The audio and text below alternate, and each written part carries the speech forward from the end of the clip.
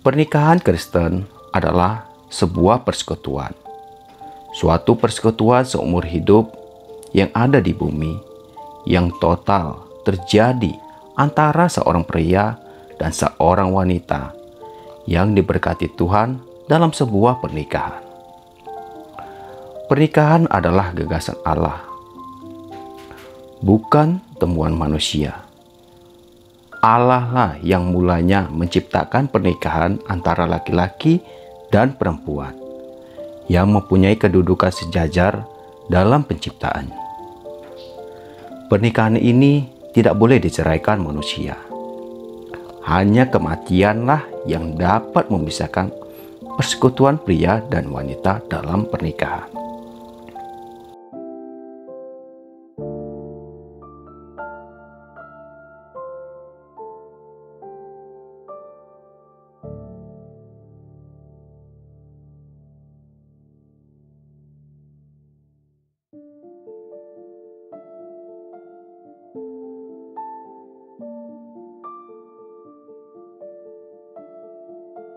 Shalom saudara-saudara terkasih di dalam Tuhan Yesus Kristus. Terima kasih untuk tetap selalu setia mendengarkan segala kebenaran firman Tuhan. Tema khotbah saya hari ini yaitu tentang kesetiaan melawan perselingkuhan dalam pernikahan orang Kristen. Sebelum saya membahas ini, seperti biasa saya mengajak saudara-saudara untuk bersatu di dalam doa. Terima kasih Allah Bapa, terima kasih Yesus, buat segala nafas yang Kau berikan di dalam kehidupan kami. Biarlah Tuhan, sebentar kami akan mendengarkan kebenaran firman-Mu. Berkati hamba-Mu Tuhan dalam menyampaikan kebenaran firman-Mu. Berkati juga buat mereka yang tetap selalu setia. Biarlah hidup mereka semakin diberkati. Dan biarlah itu terjadi oleh karena kuasa-Mu. Dan hanya di dalam nama Tuhan Yesus, kami serahkan semuanya ke dalam tangan-Mu saat ini. Haleluya, amin. Saya berharap saudara-saudara mendengarkan segala kebenaran firman Tuhan ini sampai selesai, biar kita tidak keliru dan mengerti apa tujuan dari isi firman Tuhan ini. Kesetiaan melawan perselingkuhan dalam pernikahan orang Kristen. Pernikahan Kristen adalah sebuah persekutuan, suatu persekutuan seumur hidup yang ada di bumi, yang total terjadi antara seorang pria dan seorang wanita yang diberkati Tuhan dalam sebuah pernikahan. Pernikahan adalah gagasan Allah, bukan temuan manusia. Allah lah yang mulanya menciptakan pernikahan antara laki-laki dan perempuan yang mempunyai kedudukan sejajar dalam penciptaan. Pernikahan ini tidak boleh diceraikan manusia. Hanya kematianlah yang dapat memisahkan persekutuan pria dan wanita dalam pernikahan. Pernikahan yang direncanakan Allah adalah pernikahan yang dilandasi oleh cinta kasih. Persekutuan cinta kasih ini harus selalu diperjuangkan supaya tetap menjadi suatu pernikahan yang ideal, yang sesuai dengan rancangan Allah, dan menjadi kebahagiaan di dalam hidup manusia. Kebahagiaan pernikahan dapat terjadi apabila Kristus hadir sebagai pusat dari relasi pernikahan tersebut. Itulah tujuan kita menikah di dalam Tuhan. Suami istri semestinya terus bangun dan dipertahankan dalam dan bersama Kristus. Lalu apa makna kesetiaan dan bagaimana membangun kesetiaan di dalam rumah tangga? Apa yang membuat seseorang atau pasangan tidak setia? Misalnya dengan berselingkuh terhadap pasangannya. Lalu apa pandangan Alkitab tentang ketidaksetiaan dalam pernikahan? Beberapa pertanyaan tersebut akan dijawab di dalam tema hari ini. Kesetiaan dalam pernikahan. Pernikahan Kristen merupakan sebuah perjanjian. Sebuah perjanjian adalah ikrar, sebuah janji kasih dan kesetiaan. Sebuah perjanjian berarti keterlibatan, sebuah pengabdian kepada sebuah hubungan kasih dan perhatian yang kaya dan semakin bertumbuh. Pernikahan sebagai suatu covenant relationship atau ikat janji. Berarti bahwa ikatan pria dan wanita dalam bentuk relasi suami istri itu sebenarnya merupakan ikatan janji kesetiaan cinta kasih yang diikrarkan dalam janji nikah. Nikah merupakan manifestasi ikatan janji setia di antara pria dan wanita. Prinsip fidelitas atau kesetiaan dalam pernikahan berarti tak berusaha menjaga kesetiaan dan kekudusan pernikahan. Kesetiaan dalam pernikahan sangat menentukan untuk kebahagiaan dalam rumah tangga. Adapun maksud Allah dalam memberikan hukum Taurat, khususnya hukum ketujuh, yaitu jangan engkau berzina.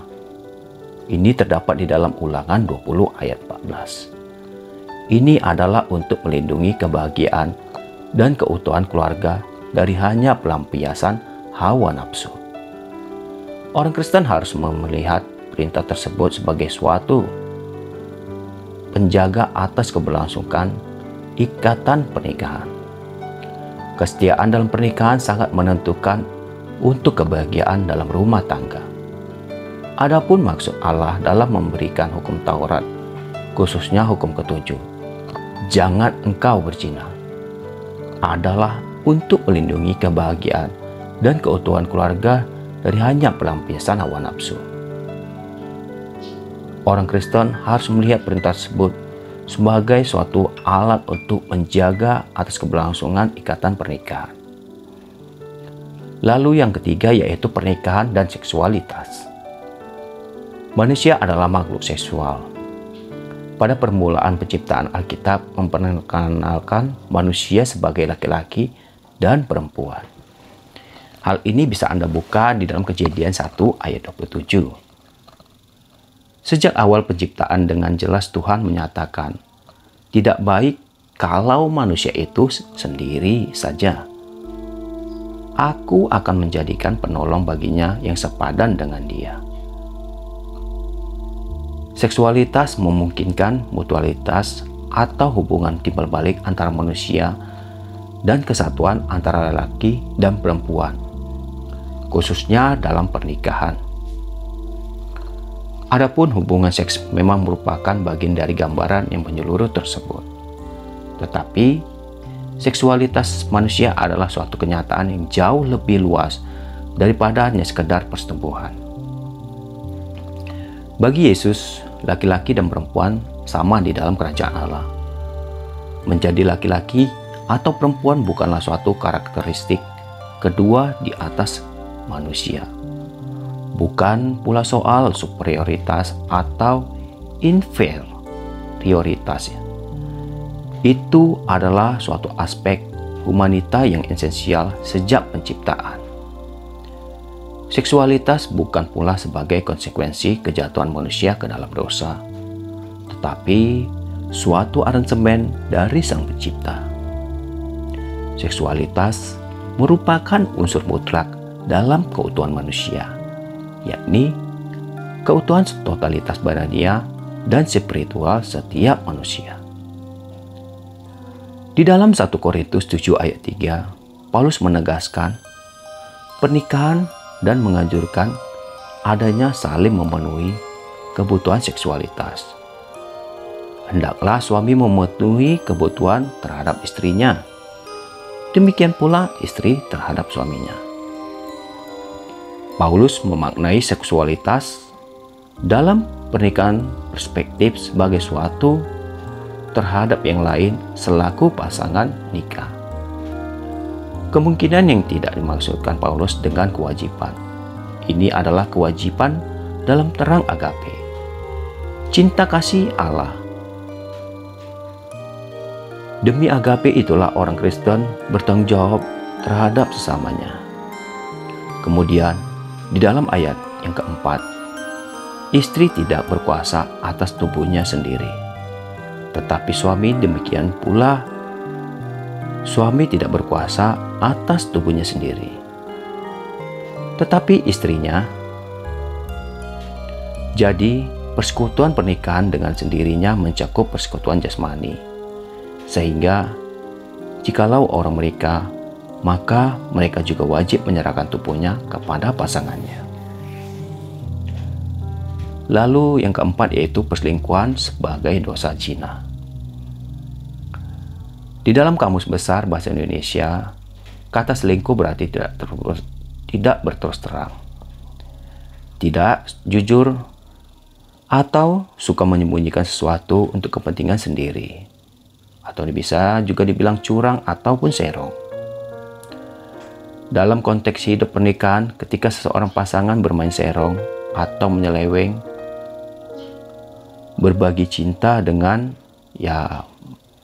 wanita idaman lain atau pria idaman lain, maka sudah menjadi perselingkuhan dan pengkhianatan dalam persekutuan hidup atau pernikahan. Bahkan dari artian yang baru saya sebutkan, ketika seseorang pasangan tidak jujur dan berterus terang terhadap pasangannya sendiri, sesungguhnya sudah masuk dalam kategori perselingkuhan. Dalam statistik dari berbagai studi dunia menunjukkan bahwa sekitar 25 atau 37% pria menikah berselingkuh atau berbuat serong. Sementara di kalangan wanita angkanya mencapai 15-20%. Di Indonesia perselingkuhan menyebabkan sekitar 10.444 pasangan bercerai dari total kasus 15.771 perceraian pada tahun 2007.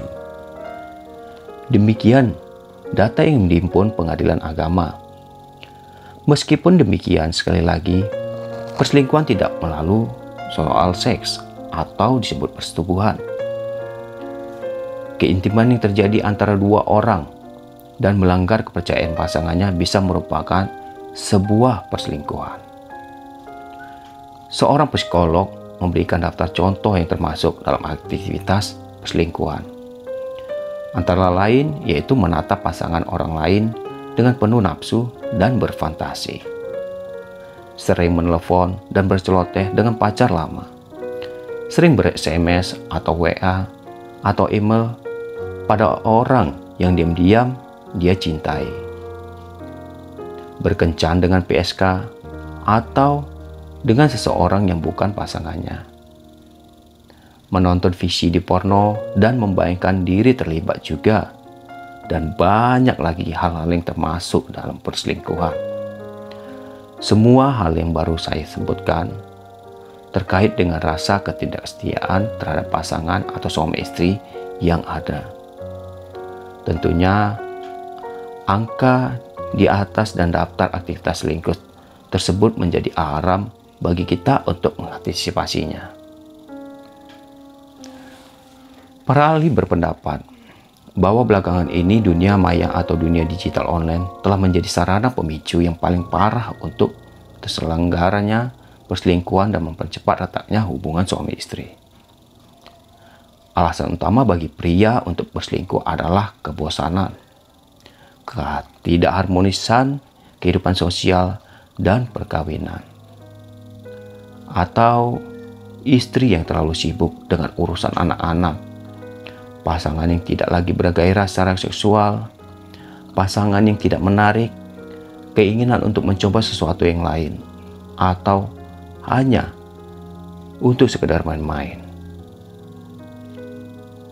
Sementara itu, alasan umum bagi wanita berselingkuh adalah pernikahan yang tidak sesuai dengan harapan, kebutuhan ekonomi, balas dendam, dan campur tangan pihak ketiga.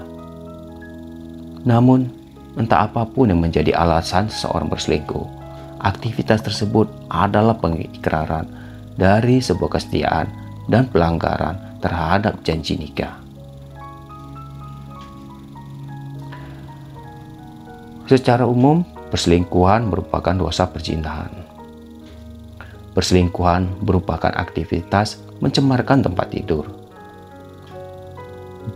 Dalam perjanjian lama, zina sendiri adalah setiap perbuatan yang melanggar bidang seksual atau berlawanan dengan kesusilaan perkawinan. Dalam perjanjian baru didapati istilah porneia yang kelak menjadi asal kata pornografi yang menunjuk kepada setiap pelanggaran seksual dan hal-hal yang melanggar kesusilaan perkawinan. Lalu yang kelima yaitu upaya membangun rumah tangga yang setia. Dari paparan Alkitabiah tentang pernikahan dan pelanggaran seksualitas, perselingkuhan di atas, maka sekarang dapatlah kita pahami bagaimana sebenarnya pernikahan Kristen yang ideal di mata Tuhan. Yang ini suatu hakikat dan tujuan pernikahan yang dikehendaki Tuhan. Hakikat pernikahan adalah persekutuan seorang laki-laki dengan seorang perempuan menurut tata atau penciptaan. Pernikahan Kristen menganut asas monogami yang terdapat di dalam 1 Korintus 7 ayat 2 dan 1 Timotius 3 ayat 2. Pernikahan adalah sesuatu yang suci, yang tidak boleh dinodai oleh hubungan seksual dengan orang yang bukan pasangan suami istri. Pernikahan Kristen adalah suatu persekutuan hidup. Pernikahan sebagai suatu persekutuan hidup tidaklah terjadi secara otomatis, melainkan harus diperjuangkan, dibentuk, dan dibina. Salah satu syarat untuk agar persekutuan hidup benar-benar terjadi adalah keterbukaan. Keterbukaan dalam hal ini bukan hanya menyangkut sosial, sikap tidak menyembunyikan sesuatu atau rahasia, melainkan juga sikap yang tidak harus mati-matian mempertahankan pandangan sendiri, seperti tentang pendirian, kesukaan, dan keinginan sendiri. Dan banyak lagi hal-hal yang lain. Pernikahan sebagai suatu persekutuan yang total mencakup seluruh kehidupan. Bukan saja berlaku bagi hidup kerohanian suami istri, melainkan juga bagi hidup kejasmanian mereka, termasuk persekutuan hidup seksual mereka. Pernikahan sebagai sesuatu yang hidup yang eksklusif adalah pernikahan yang terdiri dari satu pria, suami, ataupun satu wanita. Persekutuan hidup eksklusif ini tidak mengenal oknum ketiga, melainkan hanya terdiri dari dua orang saja. Seorang pria yang tentu dan seorang wanita yang tertentu. Pernikahan sebagai suatu persekutuan hidup yang kontinu. Memasuki pernikahan berarti terikat dalam hubungan yang terus-menerus. Suatu hubungan yang mencerminkan kesetiaan Allah kepada umatnya. Sekalipun umatnya tidak setia kepadanya, persekutuan hidup dan hubungan ini tak seorang pun boleh memutuskannya. Kasih digunakan sebagai gambaran sifat Allah. Kasih adalah sebagai kekuatan yang menyatukan. Panggilan Allah terhadap manusia tidak mungkin dapat dilaksanakan dengan baik kalau manusia tidak merasakan kasih Allah dalam hidup mereka. Atau mereka akan melaksanakan tanggung jawab itu dengan terpaksa. Pernikahan adalah suatu anugerah Allah yang besar untuk dapat mengayahi kasih itu. Kasih memegang peranan yang begitu penting dalam kehidupan seorang Kristen. Kasih yang mengampuni. Dalam pernikahan, suami atau istri hanya dapat menemukan kebahagiaan dalam pasangannya kalau ia mau hidup untuk dia. Disinilah letak cinta atau kasih agape yang ada di dalam pernikahan. Agape juga tidak berperan dalam hubungan seksual. Agape tidak dapat berfungsi sepenuhnya dalam hubungan suami istri kalau dalam hubungan itu sedikit pun tidak terdapat unsur erotik, kekecewaan, konflik, dan kesulitan lain yang merongrong banyak pernikahan sering disebabkan oleh eros yang tidak dipimpin, diatur, dan dikekang oleh agape. Hanya cinta agape Allah yang dapat membebaskan kita dari cinta kita sendiri yang berpusat pada diri dan kepentingan kita sendiri. Serta hal ini mengajarkan kita untuk mencintai sesama manusia. Dalam hubungan suami istri, kita dapat saling mengampuni dengan mengandalkan cinta kasih. Dengan mengampuni satu dan yang lain, pernikahan akan bisa rukun dan bahagia. Seorang penasihat pernikahan menawarkan langkah praktis untuk mencegah perselingkuhan. Antara lain yaitu ingat perintah Allah yang ketujuh, jangan engkau berzina. Cermati kebutuhan khas pasangan dan cari langkah untuk memenuhinya. Hindari pernikahan jarak jauh. Hindari jatuh cinta lagi pada orang lain, dan hindari pertemuan berduaan dengannya. Kembangkan waktu keterbukaan dengan pasangan. Carilah waktu bersama untuk bercengkrama, berduaan dengan pasangan. Temani pasangan melakukan kegiatan kesukaan atau hobinya. Memupuk sikap saling memaafkan. Baik, saya akan menutup tentang khotbah ini. Sebagai orang, bahkan setiap rumah tangga pasti menginginkan dan mengharapkan kebahagiaan dalam hidup keluarga. Pernikahan yang bahagia adalah pernikahan yang di dalamnya terdapat damai sejahtera, sikap saling menolong, dan saling mengasihi. Untuk mencapai kebahagiaan dalam pernikahan, peran Kristus sangat penting, sebab yang mampu mendatangkan damai sejahtera hanyalah Kristus. Dalam membangun kesetiaan dibutuhkan keimanan yang tangguh kepada Yesus Kristus. Atau dalam bahasa Inggris, kata kesetiaan adalah faithful.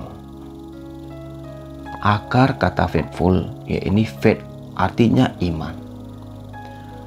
Dari peristilahan ini, kita dapat memaknai bahwa orang yang setia pastilah orang yang beriman kepada Allah.